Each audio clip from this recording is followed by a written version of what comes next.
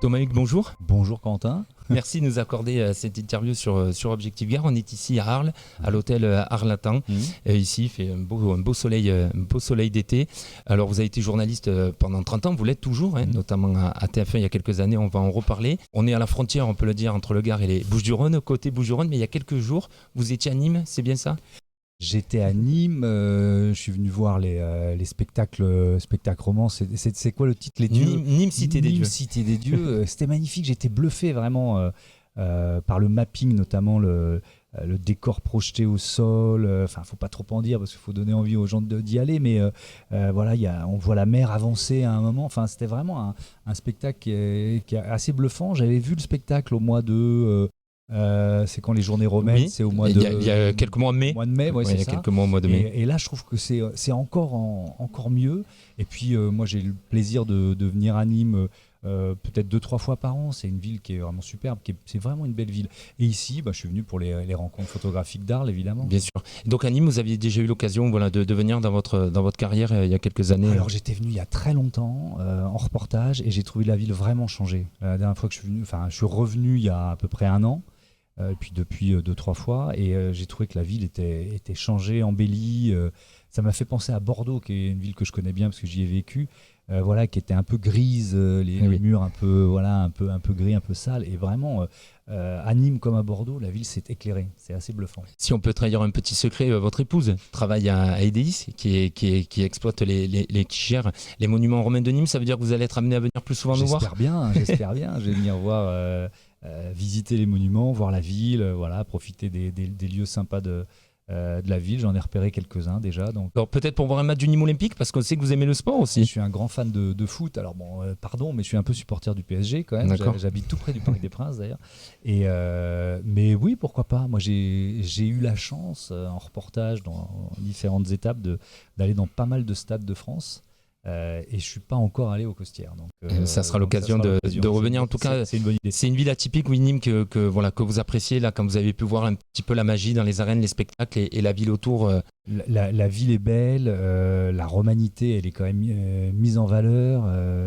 Il y a eu un dîner romain qui avait été organisé, un banquet romain à l'occasion au moment des journées romaines. Des journées romaines, dans ce cadre qui est magnifique là, les jardins de la Fontaine. C'était complètement magique ça. Donc à chaque fois que je viens à Nîmes, en général, il y a un beau souvenir qui est associé. Et oui, on parlait de sport du Nîmes Olympique. C'est vrai qu'on n'y pense pas souvent quand on regarde votre carrière. Vous avez fait peut-être des courtes expériences, mais vous avez travaillé à la chaîne L'Équipe et à CFoot. C'était la chaîne de la Ligue qui n'a pas duré longtemps. Est-ce que vous auriez aimé travailler plus sur l'actualité sportive ? C'est drôle parce que quand j'étais tout jeune journaliste, à l'époque je faisais mon école de journalisme à Lille. Et je bossais pour un canard local qui s'appelle Nord Éclair, qui a été depuis, je crois, racheté par La Voix du Nord. Et donc je couvrais les matchs de Lille et de Lens. J'ai jamais eu aussi froid qu'à Bollaert. Et oui. Pourtant, il y a la chaleur du public.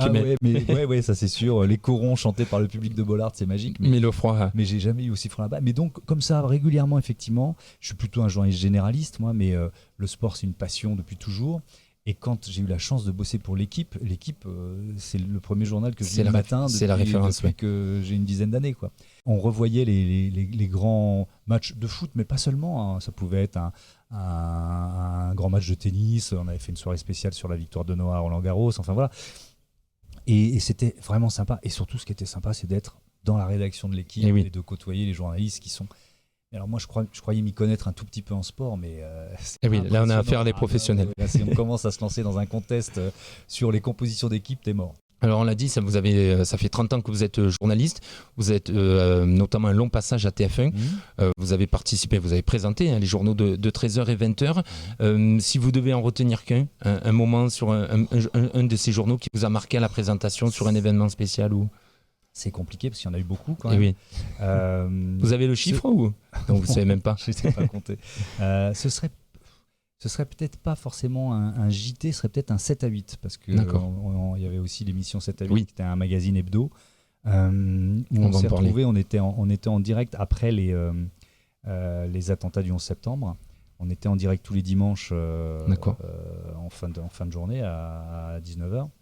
Et il y a eu le début de la riposte américaine en Afghanistan qui a commencé 10 minutes avant qu'on prenne l'antenne. D'accord. Donc branlement de combat. Quand on fait un JT, c'est pas trop compliqué parce qu'on a l'habitude de tout chambouler en temps réel. Mais quand on fait un mag, et oui. Qui était donc à l'époque en direct. Oui, parce qu'il y avait cette actualité, parce que, heureusement d'ailleurs, parce qu'on avait anticipé ça.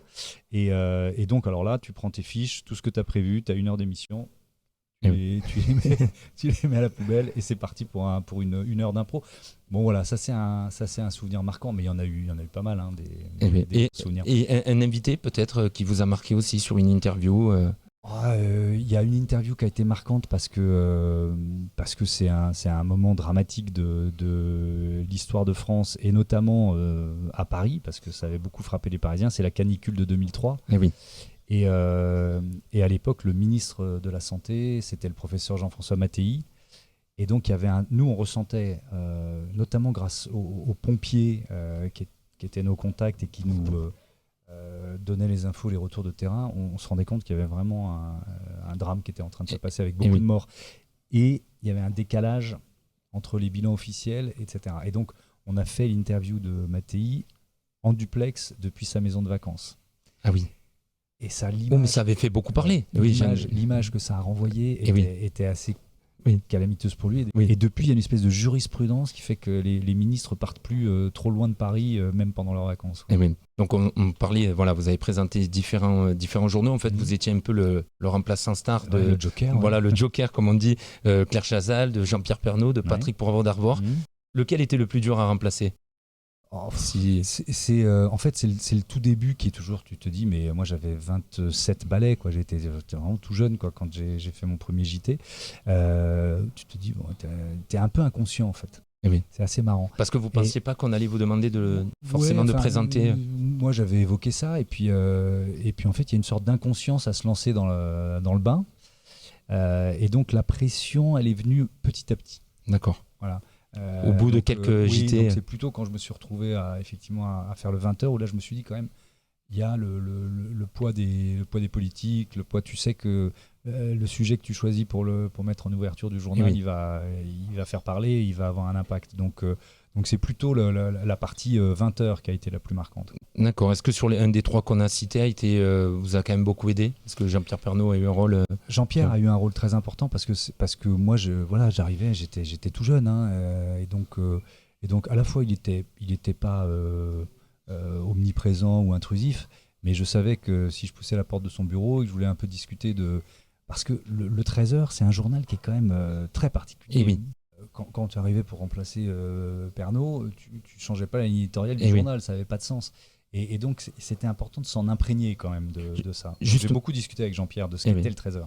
Et justement, on voit que même si Jean-Pierre Pernaut malheureusement n'est plus là, ça n'a pas été conservé parce qu'on sent qu'il y a un vrai attachement des Français à cette ligne éditoriale. Justement, on a l'impression que personne voudra bouger parce que ça fonctionne, comme on l'explique. Ça continue évidemment de bien marcher, le public est là, et je pense que en fait c'était une étude assez fine de qui regardait la télé à cette heure-là, tout simplement. C'est ça. Et donc il a pris quelques semaines, quelques mois, quand il est arrivé aux commandes du 13h pour se dire, ok, qui rentre déjeuner chez lui, qui regarde la télé, quel type de programme peut l'intéresser. Et il a commencé à mettre en place ce maillage territorial avec des bureaux de correspondants qui permettaient d'irriguer comme ça le 13h et de le faire ressembler à la France, quoi.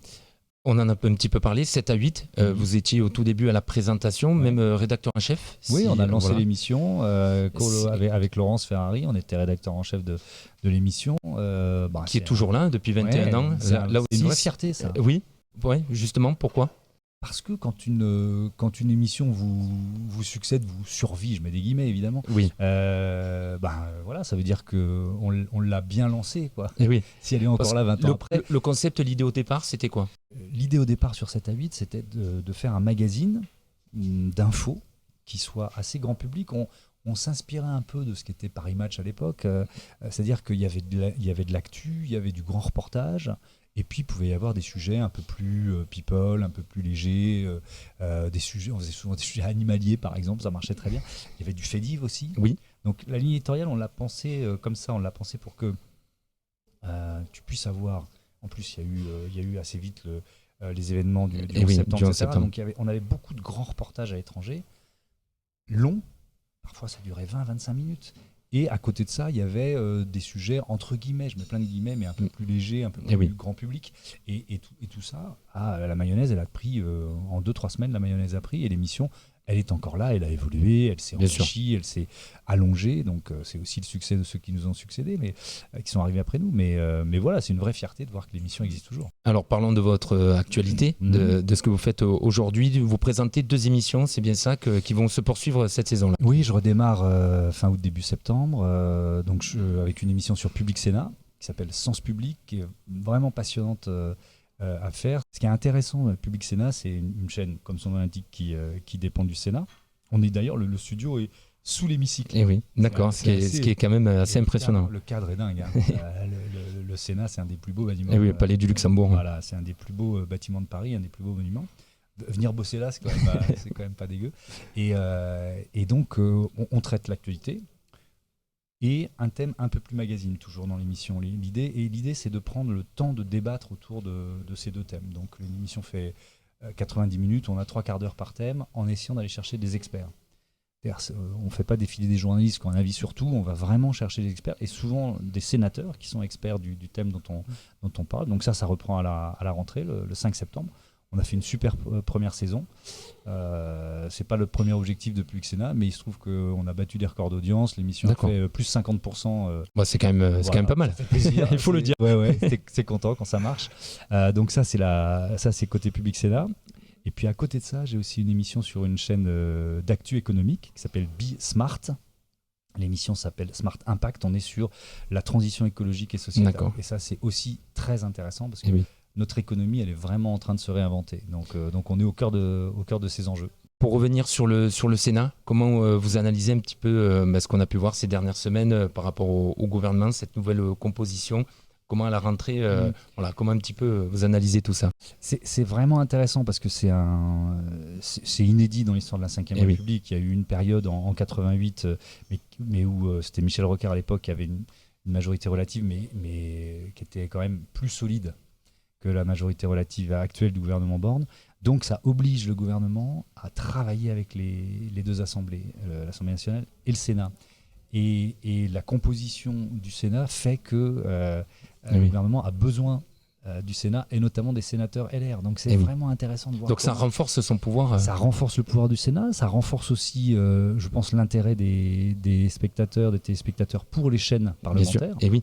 Parce qu'on comprend qu'il y a un impact. C'était déjà le cœur battant de la démocratie, mais là, il y a un enjeu de pouvoir qui est vraiment très important. On l'a vu avec la loi pouvoir d'achat qui s'est vraiment co-rédigée en commission mixte paritaire entre les sénateurs, les députés et le gouvernement. Donc ça va reprendre à la rentrée avec des textes importants qui vont être difficiles à faire passer, et ça oblige, et je trouve que c'est pas mal dans une démocratie, ça oblige le gouvernement et le président à écouter un peu plus les parlementaires. Et ça, c'est bien. Bon, ça promet en tout cas de beaux débats et de belles émissions sur Public Sénat. Ouais, sûrement à partir du 5 septembre, ça va être sympa. Merci beaucoup, Thomas Hugues, d'avoir accepté cette interview ici à Arles.